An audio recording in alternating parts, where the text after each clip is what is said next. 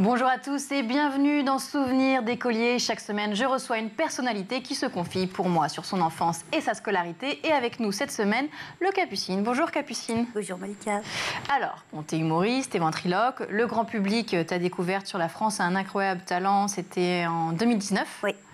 Une exposition médiatique hyper importante. Après, t'as assuré la première partie d'Éric Antoine, Alec Lutz, Chantal Latsou, Anne Romanoff. Et puis, ton premier spectacle à partir de 2021. Oui. Mainmise. C'est ça. Un spectacle que tu as joué du 1er avril au 28 mai à Nouvelle-Scène. C'est ça. Enfin, que tu vas jouer. Oui, enfin, que tu es en train de jouer. Que je suis en train de jouer. Et tu vas être en tournée après dans toute la France. C'est ça. Ça fait 2 ans qu'on est en tournée partout. Et tu seras cet été à Avignon. Oui, c'est ça. Au Festival d'Avignon. Donc, tout se passe bien. C'est chouette. On travaille bien, c'est bien. On travaille beaucoup. C'est ça. On va arrêter de se projeter dans le futur. On va faire un petit flashback, si tu veux bien. Bon, pour commencer, où est-ce que tu es née? Alors, je suis née au Chesnay. Dans les Yvelines. Voilà, dans les Yvelines. Non, attends, je suis pas née. J'ai grandi, mais je suis née à Paris, moi. Je suis née à Paris 12 et après, j'ai grandi au Chesnay. Très rapidement? Oui. Toute ton enfance là-bas? Voilà, c'est ça. C'était comment d'ailleurs, comme enfance? Alors moi, j'ai une enfance vraiment plutôt joyeuse dans les premières... Enfin, tout court, hein, jusqu'à l'adolescence, mais très joyeuse avec des parents musiciens.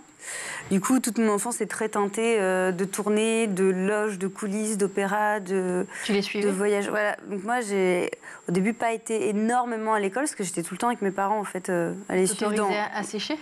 Bah, ils n'avaient pas le choix en fait. Ils trimballaient leurs gosses partout et donc moi j'ai grandi dans cette espèce de micro-société que est la vie d'orchestre ou d'opéra par exemple. Donc j'ai une enfance un peu singulière, je crois. Quand je vois par rapport à... Mais ça posait pas de problème avec les professeurs Bon, j'étais épanouie, j'étais contente. Bon, après, au collège, c'était plus compliqué parce que je suis arrivée, je savais pas lire l'heure, plus petit, plus grand qu'eux, j'ai jamais compris. Enfin, en plus, j'étais plutôt dyslexique, on le savait pas trop à l'époque, mais du coup, au début, l'école était un peu... Du coup, t'étais quel genre d'élève, bon élève? Très discrète. Moi, je vivais que pour mes passions à côté, donc l'école, c'était un peu... C'était quoi les passions à côté? Bah, c'était la musique, le théâtre, les animaux, le cheval, le dessin. J'avais tout le temps plein de trucs et mes parents me mettaient pas trop la pression à l'école. Fallait juste que l'insolence, ça les agaçait. Ouais. Mais il fallait que tu sois bien élevé. Même pas. Enfin, juste épanoui. Enfin, mes parents, ça, j'ai vraiment de la chance, c'est que j'ai grandi avec des parents. La passion, c'est le plus important dans la vie, quoi. Mais du coup, tu as su très tôt quelles étaient tes passions. Bah, j'ai été arrosée par des parents qui ne jurent que par ça. Donc, j'ai été très nourrie voilà, par la vie de tournée artistique. J'allais au théâtre tout le temps. Donc, ça n'a même pas été un doute pour moi que ce n'était pas une voie professionnelle. Tu dirais à quel âge? Ah, mais en fait, je me sens même pas originale dans le truc, dans le sens où je suis tellement le milieu dans lequel j'ai grandi que je crois que j'ai toujours voulu... C'est comme si tu t'étais jamais posé la question, en fait. Bah, c'est ça. Et en même temps, j'ai une telle sensation d'évidence à chaque fois que je suis sur scène, à chaque fois que je joue un personnage et tout, que je crois que j'ai jamais... douter. Je me suis mise à douter une fois que c'était vraiment mon métier. Mais jusque-là, j'ai Avant, jamais tu savais douté. que c'était là où tu devais. Ah ouais, ça me... Même toute ma vie qui se passe aujourd'hui, c'est hyper bizarre parce que ça se dit pas beaucoup, mais j'ai toujours comme su qu'un jour ça allait arriver. Alors je savais pas du tout si ça allait être dans le théâtre, le cinéma. La ventriloquie, j'avais pas vu le truc venir. Ça, quand même, j'avoue, j'avais pas vu venir. Mais je me suis préparée toute mon enfance à ça, en fait. Quand je faisais mes gammes de piano hyper jeune... Et c'est pas marrant quand on est enfant de faire les gammes. Je me disais, mais accroche-toi parce qu'un jour sur scène, tu devras faire ça. Il faudra qu'avec le trac, avec les gens, il faut que tu sois capable de faire ça. Donc vas-y, vas-y. J'étais déjà en train de te dire tout. Oui, j'étais un peu... voilà. Tous mes efforts, je savais que ça allait me servir à quelque chose. Et aujourd'hui, c'est vrai. Il y avait déjà 2 personnes. Ah, on était plein. J'avais beaucoup d'amis imaginaires. Ouais. Et ton frère, lui, ton petit frère, pareil? Ouais. C'était la même... Alors, on a 6 ans et demi d'écart. Ah oui. Donc, on a, quand il est arrivé, ma vie avait déjà beaucoup changé parce que mes parents trimballaient un enfant, c'était facile, mais 2, il a fallu être un peu plus stable. Donc, il n'a pas connu finalement ce que toi, tu as connu? Non. Bah, après, il a quand même grandi dans un paysage très, très artistique, mais pas ballotté comme moi je l'ai été. Et donc, lui, c'est rigolo parce que il nous a fait une espèce de coming out. Alors, on ne savait pas du tout qu'est-ce qu'il allait nous dire. Il fait, bah voilà, je suis pas comme vous. Moi, je suis pas artiste. Je suis pas artiste. Je ferai pas comme vous. Bon, d'accord. Et donc, lui, il fait quoi maintenant? Bah, lui, il est sportif. Dans ma famille, de toute façon, tout le monde est soit artiste, soit sportif. Donc, lui, Il a dans choisi, le sport, voilà. Il s'est retrouvé dans une autre partie de la famille. Voilà. Et du coup, le collège, le lycée, est-ce que c'est des bons souvenirs? Collège, très très mauvais souvenir. Parce que... donc le primaire, j'ai pas été trop assidue à l'école puisque je suivais mes parents partout. Mes collèges, en fait, mes parents ont eu peur que je manque un peu de cadre, d'autorité, etc. Donc ils m'ont mise dans un collège privé catholique, alors que moi je n'étais pas. Donc d'où le Chesnay près On de faisait Versailles. le grand écart. Ah oui, c'est pour ça que vous êtes allée au Chesnay? Bah, entre autres, ouais. D'accord. Parce que mes parents avaient peur, voilà, que j'ai pas de cadre. Et ça, la douche était assez froide, quoi. Je suis arrivée dans un truc très strict, alors que moi j'étais. T'as eu du mal à trouver ta place? Beaucoup, ouais. Je sentais que j'étais vraiment pas sur la même planète. Et même les profs comprenaient pas. Parce que moi, après, à partir du collège, j'étais à l'Opéra de Paris.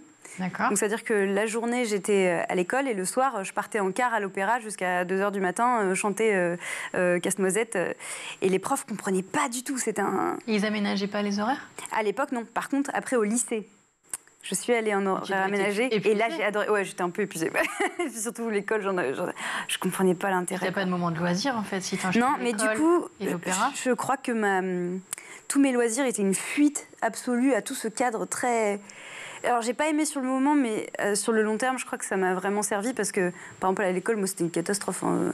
Mais après, j'ai eu mon bac mention très bien parce que je suis passée par ce truc qui m'a donné, en effet, de la rigueur. Le collège, c'était compliqué, et après le lycée? Et après le lycée, je suis allée dans un lycée très artistique où j'étais en horaire aménagé. Là, j'étais avec que des enfants comme moi qui avaient des passions. Et on faisait de l'orchestre ensemble, on créait ensemble. Et donc, c'était des gens qui avaient le même profil que moi et je me suis sentie hyper bien. Et là, les notes sont... Bah après, moi, j'étais... à l'époque, il y avait encore les filières littéraires, par exemple.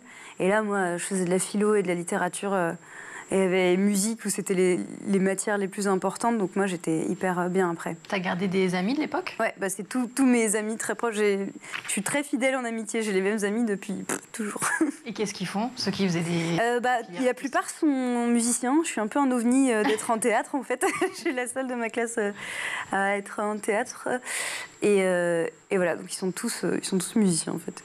Est-ce qu'il y a un souvenir d'écolier, là, comme ça? Si je t'en demande un tout de suite, celui qui te revient en premier. Attends, j'essaie de... Ça peut être triste, drôle, clé dans ton parcours. Je pense que c'était un truc heureux parce que dans ce lycée, c'était extraordinaire parce que ceux qui choisissaient de faire théâtre étaient très valorisés. Alors que dans plein de lycées, c'est juste les maths qui sont valorisés. Donc il y avait un atelier théâtre. Et je me souviens la première fois avec mes amis, qu'on a commencé à monter nous-mêmes notre pièce, à lire les textes, etc. Cette sensation de puissance de l'instant présent, de jouer tous ensemble, ça c'était quelque chose... C'était valorisé de quelle manière? De quoi? Comment? C'était valorisé de quelle manière de faire théâtre? C'est-à-dire que la directrice de ce lycée mettait vraiment l'accent justement sur les passions, et le théâtre a trouvé que c'était formidable que des jeunes s'emparent de textes... classiques, importants, etc. Et donc, du coup, on était... par exemple, si un élève avait des mauvaises notes et que son année était en jeu, elle pouvait dire « Non, mais il joue tellement bien du théâtre, laissez-le passer, juste, il sera comédien. » Donc, c'était un peu ça. Et donc ça, j'ai ce souvenir très marquant de répétition de théâtre dans ce lycée, que je trouve que j'ai une chance folle d'atterrir là-dedans, en fait. Il était où alors, ce lycée? C'était un lycée à Versailles, justement. C'est le lycée La Bruyère, qui est connu pour être un endroit où on peut faire de la musique et du théâtre tranquillement. Est-ce que tu avais une matière préférée en dehors des matières? Alors, la philosophie, ça a été un sacré choc dans ma tête. Je trouvais que c'était tellement incroyablement profond et vital, ça me paraissait même bizarre qu'on apprenne ça à l'école. Donc j'avoue que ça m'a... Petit tacle. Non, mais je trouvais qu'on apprenait des trucs très bourratifs et que la philo, c'était vraiment... T'avais une matière cauchemar? Ah ouais, la physique, je comprenais rien. J'entendais, mais j'écoutais pas. J'avais envie de pleurer, je me sentais débile, je comprenais rien du tout. Carrément, ça te générait? Ah ouais, parce que je me rappelle que j'étais en colère d'apprendre ça, tellement que ça me... Et aujourd'hui, ça fait 7 ans que je suis en couple avec un physicien, donc ça te réconcilie pas? Voilà. Oh non, je regarde ce qu'il fait, oh là là, je n'aime pas. Bon, aujourd'hui, tu t'es ventriloque, mais tu n'as pas toujours pensé faire ce métier-là avant de penser être musicienne, en fait. Ouais, je pensais être musicienne, ou j'avoue, actrice ou dresseuse de chiens pour les films. Ça, c'était un truc que je voulais vraiment... Actrice. Voilà, ça, tout en même temps. C'est toujours possible. Oui, c'est toujours un peu le cas, en fait. C'est ça. Ouais. Et l'autre dresseuse de chiens pour les films. Ah ouais, en fait, j'ai beaucoup de passion et c'est presque un problème dans ma vie. C'est que je suis Tu l'as dit, les animaux, en fait. Oui, c'est ça. Et j'ai toujours adoré. En fait, c'est très précis, c'est d'adopter un animal et de le travailler pour qu'il apprenne plein de choses. Ça, tu le fais, Par exemple, là, tu vois, ce matin, j'étais avec mes chevaux que j'ai adoptés il y a 9 ans. Et j'étais en train d'apprendre des trucs à mon cheval. J'ai adopté une chienne qui sait faire plein de trucs et qui est sur scène avec moi. Mais je sais pas, j'ai un syndrome du sauveur avec les animaux, je pense. Mais donc, en gros, toi, dès que tu as une passion, tu essayes plus ou moins que ça devienne ton métier, quoi. Ah oui, pendant le confinement, j'ai fait une formation d'éducateur canin. Ça n'a aucun sens. C'est très compliqué de me suivre, je suis bien concentrée. Attends, il fallait bien faire quelque chose pendant le confinement. Oui, je me suis dit, ce nombre de fois où je me dis, oh, j'arrête tout, je vais être dresseuse de chiens en Ardèche.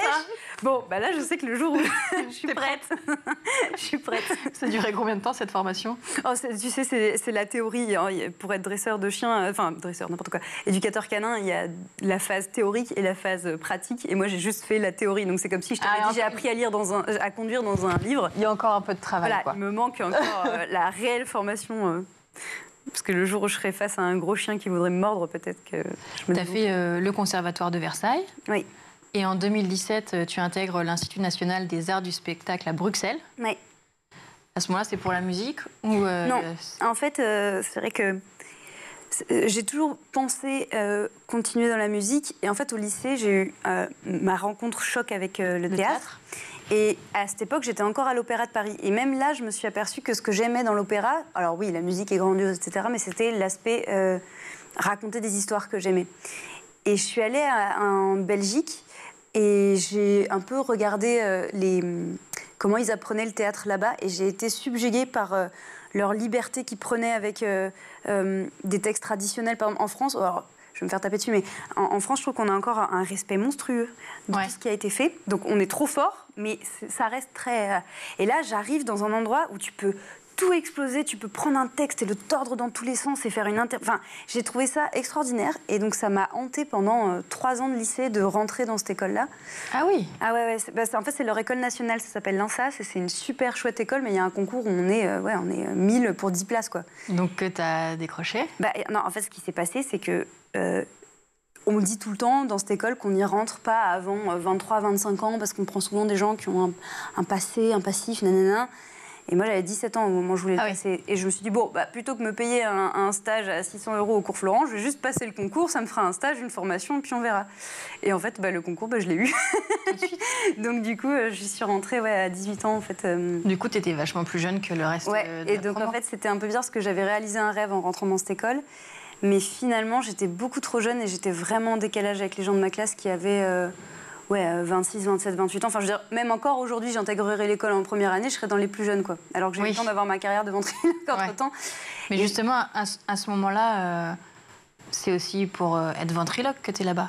Tu l'exprimes. Tu l'étais déjà. Ah oui, mais à cette époque-là, j'assumais pas encore pleinement cette envie parce que justement, c'est bizarrement, alors que c'est de la scène les deux, il y a un peu deux mondes qui s'opposent, quoi. Il y avait vraiment le théâtre, puis là, j'étais dans une école de théâtre contemporain, politique, très engagée, où vraiment, il faut parler de Tchernobyl, sinon t'es pas crédible. T'avais l'impression que c'était trop populaire? Ouais, ou trop léger, enfin, c'était futile de rire. J'avais l'impression, c'est ce qu'on me renvoyait, pas les profs, mais les élèves. Toi, avec ta personnalité, tu faisais que des choses super sérieuses au théâtre, sur scène?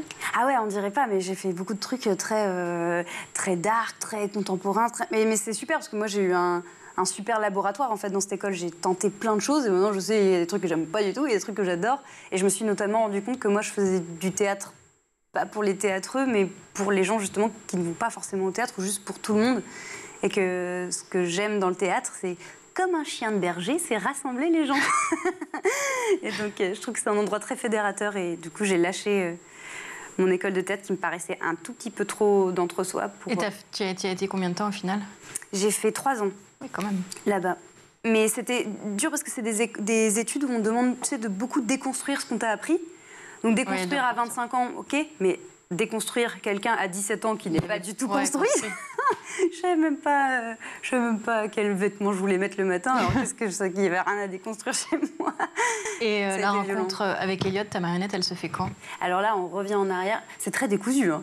Excusez-moi, je fais comme à l'école de théâtre. C'est moi qui suis très décousue dans la temporalité. Mais Elliot, je l'ai rencontré j'avais 15 ans. J'ai découvert la ventriloquie à 14 ans. Que je pouvais en me brossant les dents. En me brossant les dents. C'est quoi cette histoire? Ce n'est même pas une légende, parce que c'est quitte à choisir une légende, j'en aurais choisi une un peu plus stylée. Mais ouais, en me brossant les dents, j'ai compris que je pouvais physiquement faire ça. Et puis j'ai compris avec le temps que j'avais un attrait finalement pour la ventriloquie. Ah oui, au début, tu découvres ça. J'avais déjà plein de passions. C'était pas le moment de me lancer. Oh, une de plus, j'aurais pas le temps. Avec un dragon fer fluo au bras pour payer mon loyer, ça, j'avais pas vu le truc venir, tu vois. Et puis j'avais plein de personnages, et puis j'avais ce petit dragon que j'avais acheté dans un magasin de jouets par hasard. Et en fait, je me suis passionnée à le rendre de plus en plus vivant. Il a une respiration, il a des tics, il a des bruits de bouche, il a des envies, il a des passions. Et donc j'ai commencé à adorer le créer. Et on a grandi ensemble, en fait, de mes 15 ans à aujourd'hui. Et d'ailleurs, c'est rare de te voir sans. Oui, et ça fait très bizarre. Je me rends compte qu'il n'y a pas Elliot pour me recadrer et dire « Capucine, c'était le moment de parler de tes 14 ans, là, t'es à tes 25 ans, c'est pas du tout le moment !» Mais s'il n'est pas là, c'est parce qu'on tourne sur fond vert. Voilà, c'est une émission très discriminante pour Elliot, parce qu'il ne peut pas être là, sinon il est transparent. On n'a pas le droit d'avoir des invités verts. Voilà. On est désolé. Au quotidien, quand t'es pas sur scène, il y a quelle relation avec Elliot? C'est bizarre parce que, évidemment, il n'est pas toujours à mon bras. Ah bon? Pas toujours. Mais en tout cas, c'est vrai que j'ai un énorme blocage. Je suis incapable de le ranger chez moi. C'est-à-dire qu'il y a une pièce chez moi où il y a toutes les choses que j'aime, c'est-à-dire mes instruments de musique, mes dessins précieux et une chaise sur laquelle est posé Elliot. Parce que je ne supporte pas l'idée qu'il soit enfermé dans une cage. Mais je pense toujours à lui, parce qu'en fait, il y a plein de formes différentes. Tu vois, moi, je fais beaucoup de dessins, par exemple, et j'adore dessiner Elliot parce que c'est un autre rapport à l'espace. Je peux le faire très gros, je peux le faire rikiki, il peut avoir des jambes, il peut ne pas en avoir. Donc, quand t'es pas avec, tu le dessines? Oui, j'aime beaucoup varier les formes, en fait. Donc, j'aime bien le dessiner. Voilà. En fait, en tournée... Mais parfois, tu lui parles, genre? Je pense à ce que je lui dirais, mais je lui parle pas directement s'il n'est pas là. Et puis, il y a l'aventure qui change ta vie. Oui. La France a un incroyable talent. Donc, tu vois, là, on s'y retrouve dans l'ordre. Tu vois, on revient. Comment t'intègres le casting? Il paraît que t'as plusieurs fois dit non. Oui, alors, en fait, ça faisait 3 ans qu'il m'appelait trimestriellement, on va dire. Et je disais non, non, non, parce qu'à l'époque, j'étais justement dans cette école de théâtre très... Ça aurait été mal vu de faire ça? C'était pas l'ambiance, quoi. Moi, j'étais très en mode Juliette Binoche, je veux être toi, je veux la comédie française, Mais si il savait que tu faisais ça, c'est parce que tu avais déjà mis des vidéos aussi sur Voilà, parce que oui, en effet, je faisais des vidéos sur Internet depuis déjà... j'ai commencé vers 17 ans, quand je passais mon bac. Et donc, cette école de théâtre, on en parlait tout à l'heure, je m'y plaisais pas. J'étais trop en décalage avec les autres élèves. Et je crois que les autres élèves ne supportaient pas trop non plus que ça marche pour moi à l'extérieur et tout. Et donc, en fait, il y a un moment, j'ai arrêté mon déni. Je me suis dit, bon, en fait, cette école de mes rêves, elle est bien, mais je crois que j'y suis pas heureuse. Et donc là, le énième coup de fil de « Bonjour, je suis Marion du casting Incroyable Talent. Est-ce que vous pourriez venir ?» Et là, j'ai vu l'image d'un train qu'il fallait pas rater. Et j'ai fait « Bon, allez. » Stop, on envoie tout balader, je suis pas heureuse là tout de suite. J'y vais, on verra bien, je prends une année sabbatique et puis je reviendrai. Ah, carrément une année sabbatique. Moi, dans ma tête, vraiment, je suis partie de l'école, je fais une année sabbatique, comme ça je serai plus avec cette classe affreuse. Ah, c'était les gens, en fait. Ah oui. Et je me suis dit, je serai dans une autre promotion avec des gens super. Bon, je fais le truc, je gagne, et puis évidemment, aucune envie de retourner sur les bancs de l'école quand on a goûté à la liberté de ce que j'ai aujourd'hui. Donc voilà. Est-ce que tu es encore en contact avec des candidats ou des membres du jury? Oui, alors membre du jury, forcément, puisque Éric Antoine, qui fait partie du jury, a fait péter les contrats et me produit aujourd'hui. Ah oui. Avec Jérémy Ferrari, ouais, c'est chouette. En fait, il n'avait pas le droit de me produire normalement, parce qu'il ne peut pas produire des candidats de l'émission, ouais. Ça fait un peu conflit d'intérêts. Donc il m'a présenté son super pote Jérémy Ferrari, et puis ça s'est fait. Oh, voilà, et après il a dit « Oh non, mais c'est pas possible, je peux pas, allez, je demande à M6, et M6 avait accepté... Exceptionnellement. Exceptionnellement, super. Aujourd'hui, tu considères que ça a été vraiment le tremplin de ta vie? Franchement, oui. Alors, ça a été l'arrosoir, l'engrais de ma vie. Parce que j'ai planté plein de graines qui poussaient, mais moi, je suis pressée. Hein. Bon, t'es jeune quand même. Ça poussait doucement. C'était un petit gazonnet comme ça. Et puis, il y a Incroyable Talent. Et tout a poussé super fort. Et donc, voilà, ça a accéléré tout, en fait. Bon, l'école, c'était il n'y a pas très loin pour toi. Finalement, oui. Oui, on l'a dit. Quel regard tu portes sur l'école d'aujourd'hui? Ah, sur mon parcours à l'école ou sur l'école aujourd'hui? Mais, alors... Tu peux aussi donner un regard sur ton parcours. On va arrêter de centrer tout autour de moi. Tu es notre invitée. Non, mais je pense que l'école, c'est... Enfin, je suis peut-être naïve de penser ça, mais je pense que ça devrait être tellement la priorité dans notre pays, dans les autres pays aussi sûrement, mais je trouve que tout se joue dans l'enfance, en fait. Je trouve que c'est trop, trop important. Tu trouves les passions à l'école, tu trouves... si tu as une famille, tu n'as pas la chance d'être dans une famille qui te nourrit particulièrement de choses chouettes, mais c'est à l'école que ça se passe. Moi, mes partenaires de vie aujourd'hui avec qui je travaille, avec qui je collabore, avec qui je suis inspirée, je les ai rencontrés au lycée. Et c'est des gens, aujourd'hui, leur esprit critique sur ce que je fais, on a commencé à le créer à l'école déjà. Donc moi, j'ai un très bon souvenir de l'école, même les moments difficiles. Par exemple, mon collège privé, là, compliqué. Sur le moment, c'était horrible, mais ça m'a donné beaucoup d'armes aussi. Qu'est-ce qu'il faudrait changer pour toi dans l'école d'aujourd'hui? Alors, je pense qu'il faudrait qu'on soit moins par classe. Vraiment moins. Ouais. Parce que moi, j'ai eu la chance, par exemple, d'être en horaire aménagé. On était des toutes petites classes. Et là, mais ça a changé mon rapport à l'école, quoi. Quand t'es 10, c'est trop bien. Et puis, je sais qu'il y a plein de façons d'apprendre et qu'il y a des façons qui sont beaucoup moins dans la théorie, mais beaucoup plus dans le pratique. Par exemple... Les proportions, c'est chiant, mais tu fais un cours de cuisine avec des proportions, c'est vachement plus sympa. On sent que les sciences, les maths, ça passe pas. Je me suis tellement ennuyée à l'école que bon, si vous pouvez faire des jeux... Et justement, marrant. Comment tu vois l'école de demain? Une école X années. Une école de plus petits effectifs et où on prend le temps d'aller au rythme de chaque élève, quoi. Parce que je crois qu'on va... pas tous au même rythme et que... comment on fait justement pour... en étant moins, justement, je pense. Est-ce que tu la vois futuriste, l'école de demain? J'espère pas. Moi, j'espère que... C'est plutôt traditionnel. Ah non, attends, futuriste, c'est parce que quand tu me dis futuriste, j'imagine des murs gris en acier. Alors que si les écoles, ça pouvait être dans un champ avec des fleurs, ce serait plus simple. C'est pour ça que j'ai dit donc, non. Futuriste, tu vois ça. Moi, je voyais quelque chose avec peut-être un peu plus... Avec des iPads? Voilà, par exemple. Est-ce que c'est une bonne chose, les iPads? Tu demandes à Elliot? Il n'est pas là. Il n'est pas là. Je sais pas, j'avoue que... Non, non, toi tu la veux dans les champs. Ah, moi je la veux dans les champs, je la veux expérimentale, je la veux fun et pas trop le nez dans la physique, chimie. Et plus de place peut-être à la découverte des arts. Oui, des arts, ou juste vers l'extérieur. Enfin, en fait, c'est tellement un âge où tu découvres les choses, où tu es une éponge à atmosphère que je trouve ça trop dommage d'être... assis à apprendre des trucs bourratifs, quoi. Ah, tu voudrais vraiment sortir... oui. Oh, non, mais ça se tient, quoi. Et avoir une partie de cours donnés en classe où on est assis, on écoute, Le débat aussi, je trouve que c'est trop important. C'est pour ça que j'ai commencé à aimer le lycée, parce que le lycée, on n'était pas dans un truc de apprendre par cœur, on était dans le débat. Ça, c'est important. Surtout quand tu fais de la philo. Voilà, c'est pour ça que j'aimais la philo. Bon, c'est déjà la fin de l'émission. Capucine, présidente, ministre de l'Éducation. Ça, c'est ton choix, hein, pourquoi pas.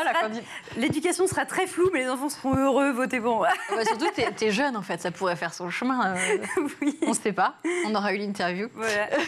En tout cas, merci de nous avoir livré tous tes souvenirs. Moi, je vous retrouve la semaine prochaine pour un nouveau numéro de Souvenirs d'écoliers sur School TV. À bientôt.